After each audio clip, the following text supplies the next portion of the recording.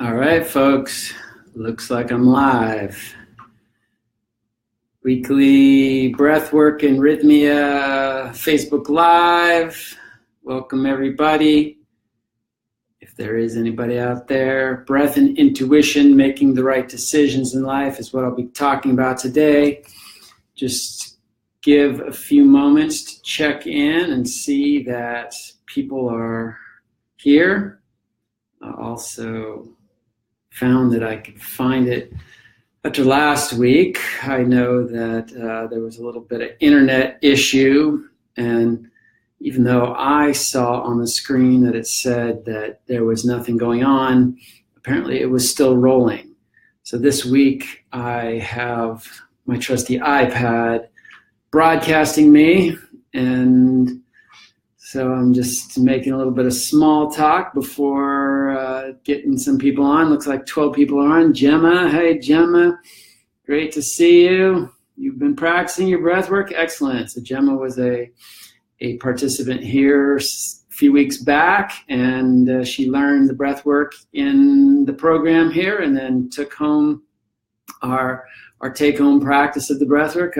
Many likes and hearts. I love that. If you're out there listening, give me some likes and hearts. Let me know that you're with me. Let me know that, grab my glasses here so I can see. Let me know that you are on.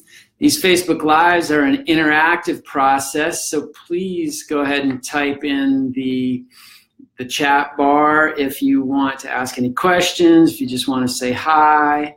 So Jason, hey, Jason was here was it last week or 2 weeks ago or so? So welcome, Jason, from Colorado. I remember that, being from Colorado long ago myself. Brian, hi, Brian. Hi, Victoria. Hi, Katie. How you doing? Deborah, Sven, Gemma.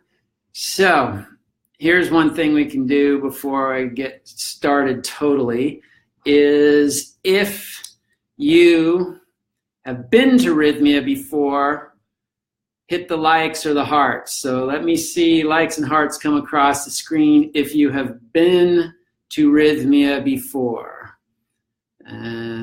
Likes and hearts across the screen. Great. We're increasing numbers. Somewhere between 21 and 23 people are watching right now. Great news. Again, if you've been here to Rythmia before, likes and hearts across the screen. It doesn't seem like many. There should be a few because some of those people that just said hi, maybe you don't have access to be able to punch right away. There's Jason. All right, great. So I know at least one of you. And I know Gemma too. A few others, maybe people from the times when I wasn't here. Now, if you have not been to Rythmia before, when you're on this Facebook Live, give me some likes and hearts across the screen. Likes and hearts across the screen if you have not been to Rythmia before, but you're tuning in to find out more about what Rythmia is all about. All right. Now we're a little wow guy, some hearts. Little devilish guy there, smiley faces. Excellent. So that's good news. It's all telling me that most of the people on the call are people who have not been to Rythmia before. And great, we're increasing those numbers. Beautiful, beautiful. Keep them coming. And this is really what this is all about, is to help those who haven't been here before understand a little bit more about the programs we have here, some of the things we teach, and to answer your questions. So Jeff Clark coming December 31st. Excellent, Jeff. You'll be the first round in 2018. Claudio from Florida. Excellent. Kathleen, want to come so bad, I have to save for it. That's good. Save. You know, I'm a musician too, and I'm saving for a gong, a big gong, which I will be playing in these ceremonies, hopefully at some point. And, I know that if you just keep putting a little bit aside, have a little fund that you don't touch, but you specifically make for your goal, and in this case, the goal of being at Rythmia, Kathleen, that You just keep putting it away, and eventually that pot fills up to the amount you need. And it goes quicker than you can imagine. So, but it takes having something set aside specifically for this purpose. If you just keep it all with all the rest of your money and you think, well, I'll save for it, somehow that money gets used up for all sorts of stuff. So put a certain amount aside, keep it in a little special place, make it your Rythmia money, and you will get here before you know it. Victoria, sounds like heaven. Some way, somehow you'll make it there in 2018. Excellent, Victoria. If you just heard my advice to Kathleen, you could do the same thing. Just put a little aside, and before you know it. Kathy Van Voorhees, you'll be there on January 28th. Excellent. And Caitlin, you have to save for the year. Good. Definitely will. All right, Kathleen, excellent. Brody, February 18th. Excellent. A lot of people are already on, and we have some great thought leaders coming this year, great speakers. What is it? Kyle Cease. Of course, when the Taita comes, he's the grandfather of our plant medicine tradition. That's always big. Michael Beckwith, who's a partner here at Rythmia, he'll be here. Jeff, woohoo, yeah, right on. So a lot of good things going on. Well, we got a good amount of people, 155 now, 156. Excellent. I love to see that. Today's topic is breath and intuition, making the right decisions in life. My name is R. Christian Minson. I am a transformational breath facilitator and certified transformational breath trainer for the last 10 years. I am now the one of the resident breath workers at Rythmia, leading the breathwork program here. The breathwork, for those of you who don't know, is one of our medicine ceremonies. So you have 7 medicine ceremonies throughout the week here at Rythmia. You have 4 plant medicine ceremonies, and you have 3 breathwork ceremonies. Usually you arrive on a Saturday or Sunday, and that evening you'll have a breathwork ceremony.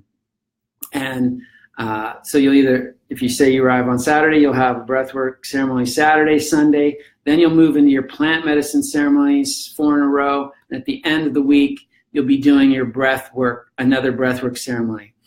It's a great way. I love how the breathwork bookends the medicine ceremonies, the plant medicine ceremonies. I consider them all medicine ceremonies. The breathwork, I consider pranic medicine, life force energy medicine. We can talk about that later. But the breathwork bookends the plant medicine ceremonies by helping you ramp up, getting comfortable in a ceremony setting, and some of the energies that can come up in a gentler way, usually with the breathwork. Then you do your plant medicine, and at the end, the breathwork ceremonies really help you to integrate the everything that's come up during the week in the plant medicine ceremonies, and make you realize that ultimately everything that you experienced is within you, and that you have the power, and the breath and the methods that we teach you here are something that you can take home and continue to perpetuate the experience that you have here at Rythmia. So just checking in on a few more of you. Lena, March 11th through 18th. Excellent. We will see you there. Linda will be there with Kyle Cease. Excellent. That's one of the best. Jeff Clark, woohoo. Right on. All right. So I am, like I mentioned, the resident breath worker here. There's another one, Nicole Rager. We make a great team. She's more, the soft, feminine one. I'm the masculine energy here. So breath and intuition. Now this comes from, besides being a breath worker, I am an accomplished author, and part of what I'm talking about today comes from the book that I was part of, Align, Expand, and Succeed, Shifting the Paradigm of Entrepreneurial Success. This was about merging business and consciousness into this new upcoming field. Now I have 6 years called conscious business. We're no longer, profit is just the bottom line, but profit, people, planet, and purpose, really, which is what Rythmia is. Rythmia is a conscious business, a business that's in business to help elevate consciousness. So in this book, basically, why I bring it up is because what I'm talking about today, this intuition and making the right decisions, is the chapter that I wrote in this book. What I'm talking about is using the breath work to help us tap into our intuition and help us make better decisions in life. The book is called Align, Expand, and Succeed, Jeremiah. And we can talk more about it later.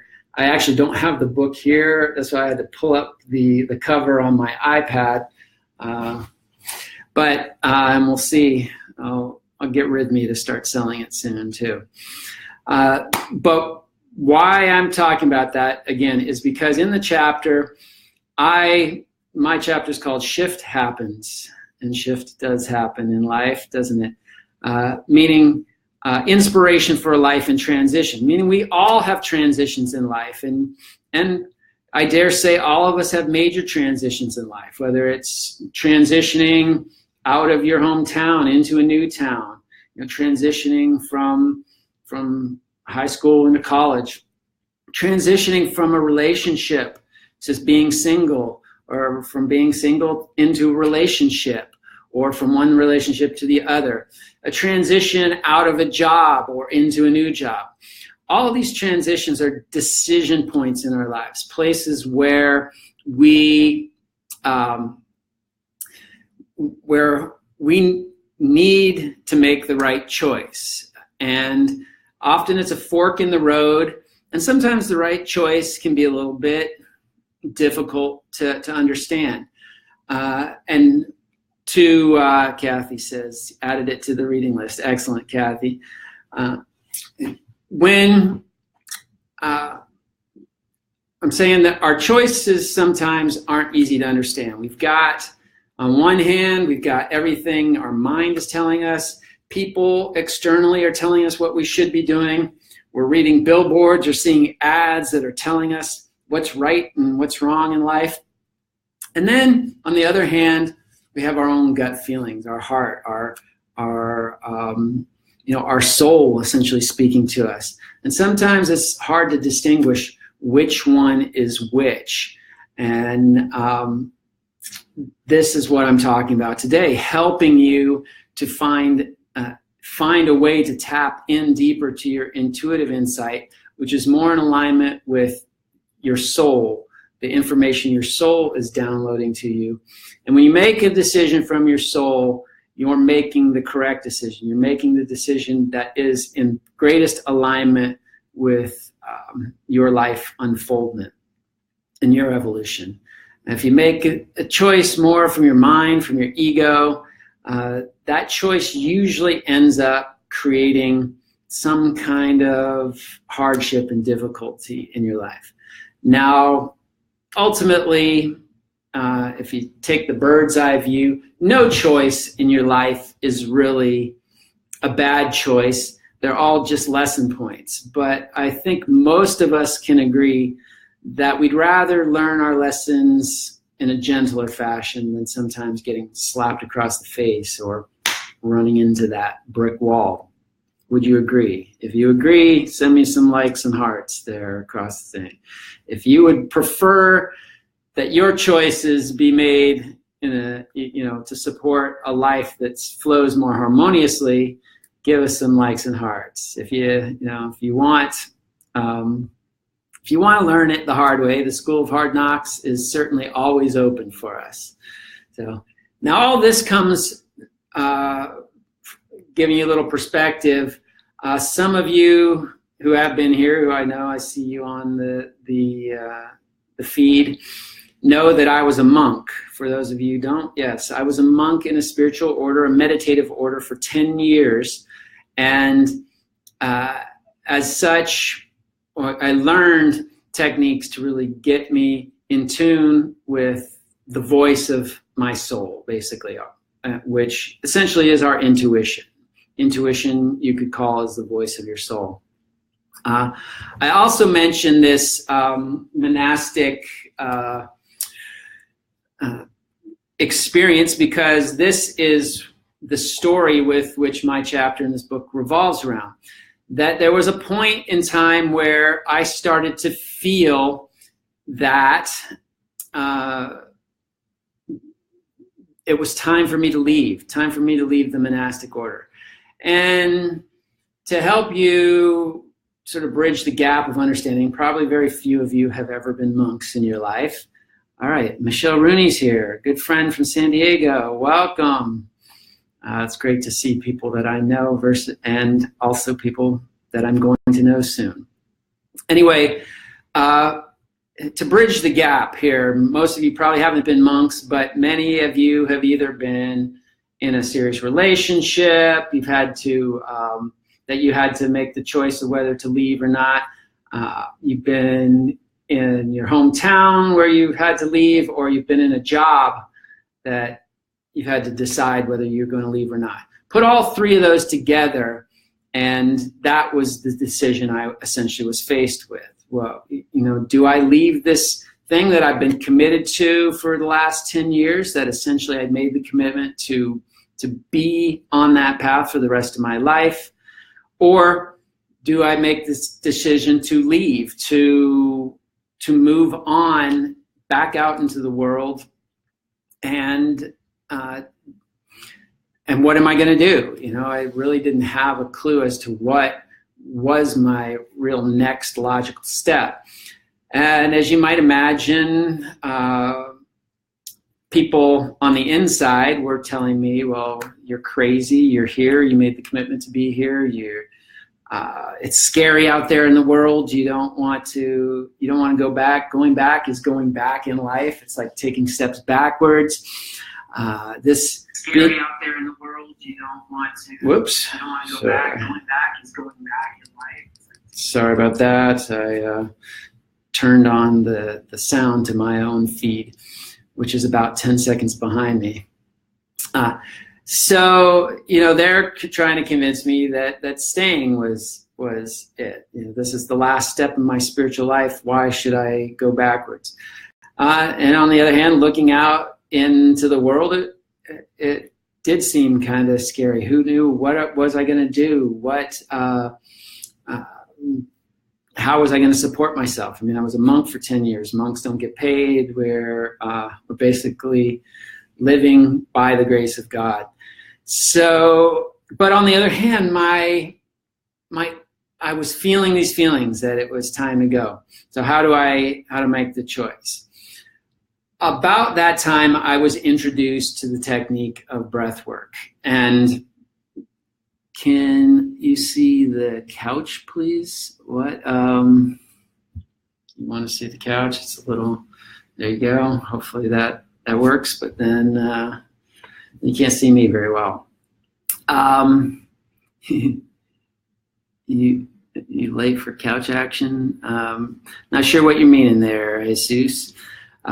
So basically I was introduced to breath work, and it helped me in making this decision. And this is what I want to offer you today, is a little bit of a modified version of something that you can practice anytime, anywhere, to help you align with your soul or your intuitive insight.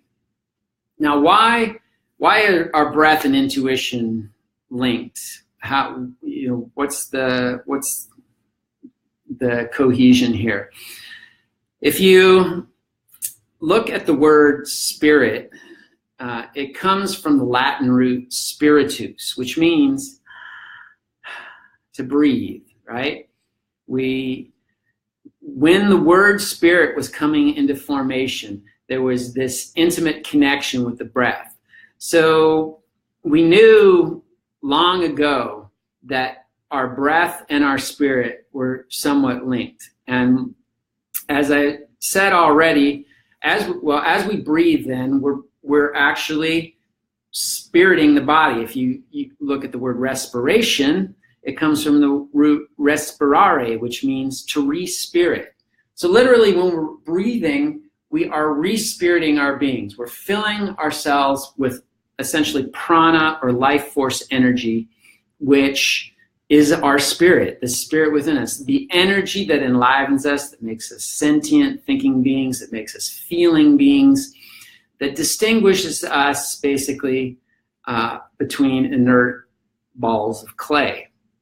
So the breath, the more breath that we can bring in, the more actual spirit energy is awakened within our being.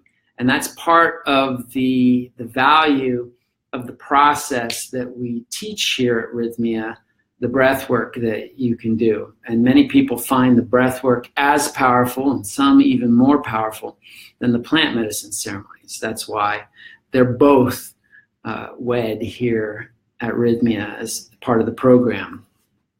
Just tuning in. Let me see if any comments. Love that. I've been trying 100 breaths for 5 minutes. Excellent, Kathy.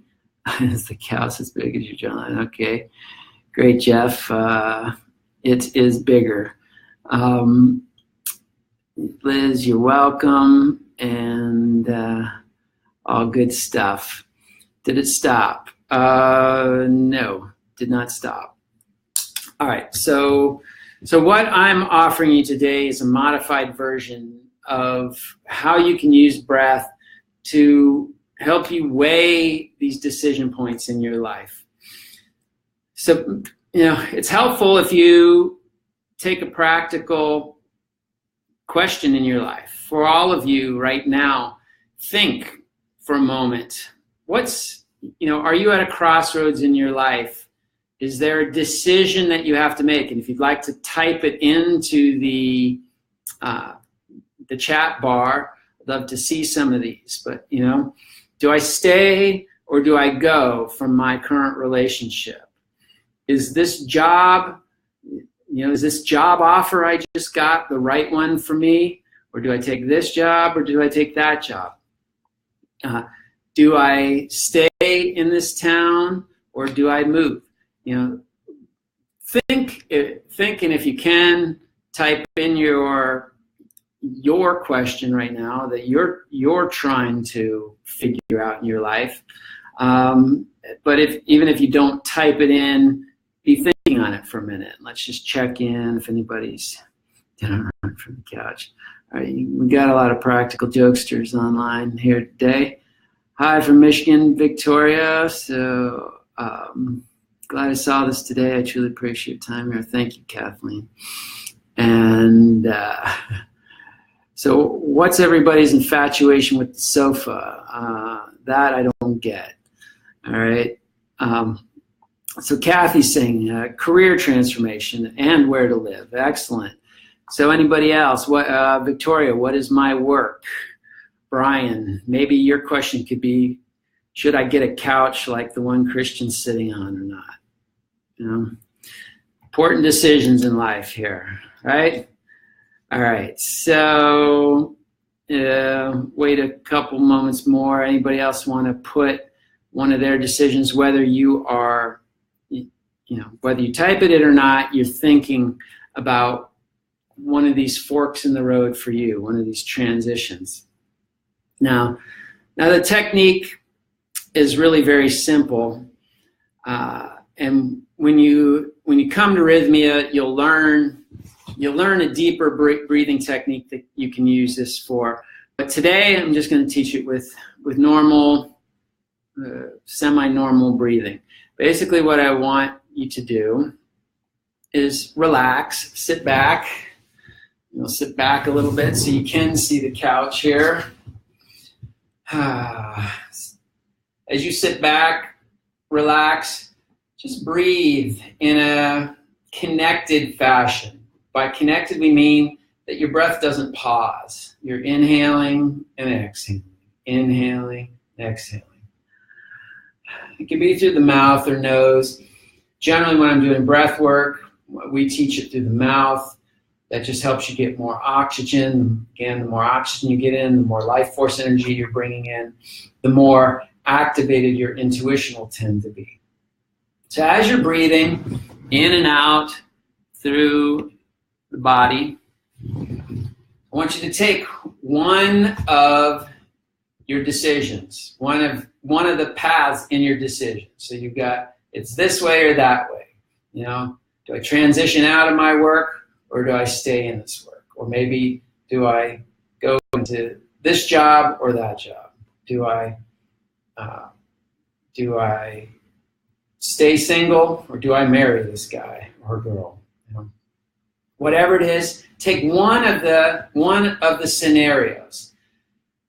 Let that scenario be clear in your mind. See yourself as that. Let's just use the job. Do I take this banking job or do I do my own entrepreneurial thing? Let's just use that as an example. So take the banking job. Think it through in your mind. Feel yourself there. What would you be doing? How is that scenario manifest in your life? And breathe. Now breathe with that idea. So you're thinking about it in your head and you're breathing about it, breathing with it. And as you breathe, drop into your heart center. Drop into the feeling zone. All right. This is, the intuition is a marriage of your thinking and feeling. So you want to have both activated. So you've got, as best you can, the scenario in your mind. And as you're breathing, you're feeling it, you're dropping it into your heart. Now, you're just continuing to do this. What I want you to do specifically now is just note the sensations that arise. And note, does it feel expansive? Does it feel open? Does it feel alive? Does it feel tingly? Do you feel a happiness? Do you feel a bubbliness? All of these are signals that this choice is in alignment with your intuition. Or do you feel contracted? Do you feel tense as you think about it? Does your breath even shorten? Do you feel iffy feelings? Does it feel prickly? Does it feel cold? Any of these more contracted feelings tend to alert you to the idea that even though it might be a great idea in your mind, maybe you're going to make lots of money. We're using the banker scenario here. Maybe that scenario is going to give you 4 times more money than starting out on your own as an entrepreneur. So there's a lot of logical reasons why you might choose that. If you're breathing on it and you're feeling into it, and that feeling is contracted, it's that is giving you an indication that perhaps that's not the answer that's more in alignment with your intuition. So you do that with your first choice, and you just let yourself feel. You're not making any judgments. You're just feeling if it's expansive or if it's contracted. All right?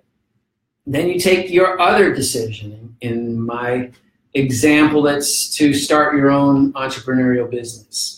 And again, there might be a million reasons. Your mind might be saying, hey, that's scary. How am I going to feed my family? I've never opened a business before. And yet, again, feel into it. As you think about it, think of yourself in that scenario. What would you be doing? What would success feel like in there or look like?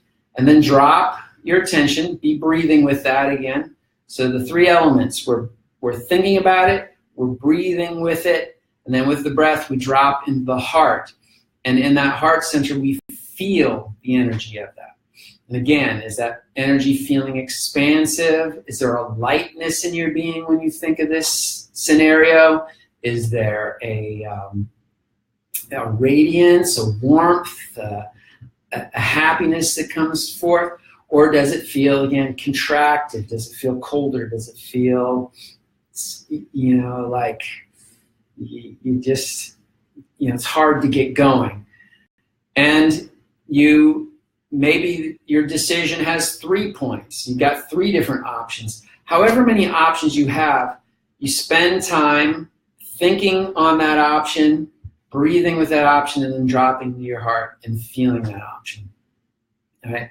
So the whole practice here is to feel into that option as you're breathing. And as you're breathing, why the breathing is important again is that it is creating a connection to your intuition. It's drawing in more life force energy, more pranic energy, that energy of our soul, that energy of our spirit. Remember that spiritus, which means to breathe, and allowing that to activate in our feeling center, our heart, so that our intuition is actively involved in bringing the proper answer to the surface. All right. So if that's making sense to you, send me some hearts, send me some likes, send me whatever. And if that's not, or you have any questions, let me see if you feel free to put anything more in the chat bar there. Now, coming back to my story, all right, we're getting some likes, some hearts. It seems to be resonating with people. It's really a powerful thing. So back to my story. Remember, I was saying I was a monk and I was trying to make this decision, which essentially was wrapped up into one: moving out of my hometown, changing my job, quitting my job, and also leaving a relationship. In this case, it wasn't just a human relationship, it was a relationship with God. So if you can imagine, if you've ever been in any of those situations, there's usually a lot of self-doubt, a lot of guilt, shame about whatever decision you're going to make. So you really want to make the right decision. So I got exposed to this breath work, and it allowed me to weigh these decisions for myself. And I did exactly what I'm telling you now. I first took the scenario of staying in the monastic order, the place that I'd been for 10 years, the place that I enjoyed it. I liked it. There was nothing wrong with my life there. I was just getting these feelings that it was time to go. So I did this technique with that lifestyle, and it felt constricted. It felt something wasn't right there. I felt a little cold, and I felt almost like hunched over, like my body just wanted to go into this sort of contracted pattern. So I noted that, and then I went to the other scenario, the scenario of going back out in the world, which was at the time a much scarier scenario. So my mind and everybody else was telling me, stay in the ashram, stay in the monastery was the right decision. But I got this contracted feeling on that, so then I tried the other scenario, the going back out in the world, feeling like I was integrated back with all of humanity, and seeing what that felt like. And as I breathed on that option, even though there were a lot of unknowns in my head, even though it was unclear what I would be doing fully next, I got this excitement. There was this expansiveness to that option. There was a sense of really possibility. I had this feeling of possibility, and I didn't know what that possibility was going to be. But when I came back from doing that, so I had on the one hand the monastic order gave me this contracted feeling, the other hand going back out in the world gave me this expansive feeling. And there it was. So I mustered up the courage to say, I have to leave. It's time to go. And I tell you, I'll never forget that when I went to my counselor and those who were helping me to make this decision, and it wasn't it wasn't a off-the-cuff decision. I spent some time really weighing all the options, but not until I really got in touch with this feeling aspect did I truly know which was the right decision, which is why I'm bringing this to all of you today. But when I finally went to them and I said, I think I've made the decision and I'm going to have to leave. It felt like this weight. You hear this, people say this all the time. It felt like a weight just came off my shoulders. This was the first time it literally felt like all this weight, and I just wanted to dance. I felt like so light and so free and so happy, and that lasted probably 48 hours where I just felt like great. And that was just even more confirmation that my decision was in alignment with me. And I can honestly say it's been now 11 years since I left that monastic order, since I left the ashram. And I can certainly say that coming back out in the world hasn't been the easiest decision. I think the easiest decision would have been to stay in the monastic order. For me personally, I worked well in there. I really had no issues. Some people go stir crazy. They need to be able to go to the movies or buy their junk food at their whim. And that stuff didn't really bother me. But I really felt what I'm trying to say here is that even though it's been a more difficult decision, I've never felt in all these 11 years that I made the wrong decision. I've set my sights forward, and I've always felt like I've been on the right path. And we can talk about why I felt that way in future Facebook Lives, perhaps. But what I'm trying to impress upon you is when you make these decisions based on your intuitive insight, based on your feeling, married with your reason, you're generally going to make those decisions that are going to be sustaining. In other words, that you're going to feel good about those decisions, not only immediately, but 6 months from now, a year from now, 5 years from now.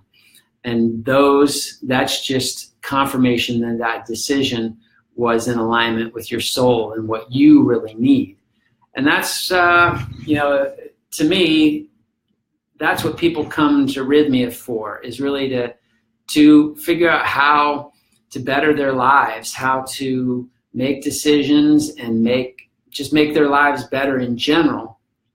And so I thought this would be a good topic that relates to both what we do at Rythmia, the breath work that I teach, and some things that you as just human beings out there, or let's say spiritual beings having the human experience, have going on for you. So once again, if you got any questions on this, if anything wasn't clear, feel free to type in the chat bar. If you want to give any feedback or comments, I'd love to know if people want to know more about monastic life, about how that translates and relates to life out here now. Those might be good Facebook Lives for the future. So if that appeals to you at all, send some thumbs up or some hearts across the screen and let me know. Always looking for good topics for you guys and to make life, give you something to chew on to help you increase life. So I got one like and one heart. Maybe it's not the most interesting topics for the people then. We'll see. We'll see. Another one. Slowly drifting across the screen. All right. So any questions from you? Like I said, this is, we teach a breathwork technique here that even makes this process more powerful. And because it helps us to oxygenate even better. It helps you to open up your respiratory system. So when you get here, you can learn that technique and then apply it to this, what I call an auxiliary technique for making decisions. And that can help you, help you go even deeper in your life. So it looks like we're not really getting any more comments or questions. So if that's the case, once again, my name R. Christian Minson from Rythmia, breathwork facilitator here, and part of the program as well. Just about everybody that's here integrates with the crowd. One of the nice things about Rythmia is you get a lot of personal time from the people on staff here. We're not only here to teach you the parts of the program that we have, but we love to interact with you, and I think it's that human connection that's really one of the more special aspects of this. And of course, we've got a lot of shaman, or people who administer the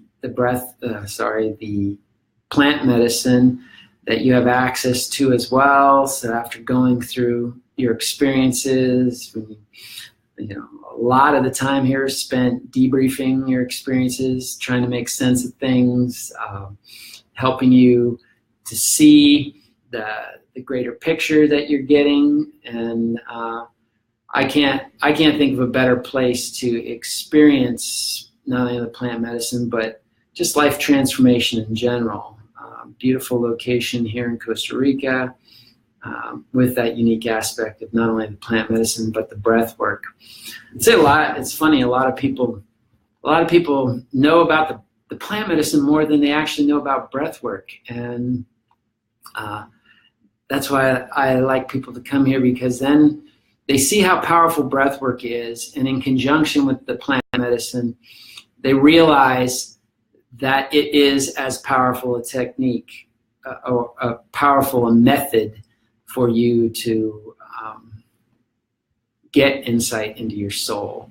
And the great thing about breath work is you can take it with you everywhere.